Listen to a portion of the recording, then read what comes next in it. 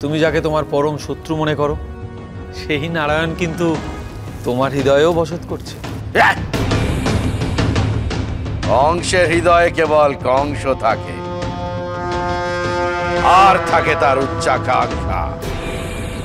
কংসের হৃদয়ে তোমার নারায়ণের কোনো অস্তিত্ব নেই। তাই যদি হতো তাহলে দেবকীর সন্তানকে তুমি দেবকীর কোলে ফিরিয়ে দিলে কেন কংস? দেবকীর প্রথম সন্তান আমার নিয়তি নয় নারদ, দেবকীর অষ্টম সন্তান আমার নিয়তি। তাহলে একটা নিষ্পাপ শিশুকে হত্যা করার দায় আমি আমার মস্তকে কেন নিতে যাব?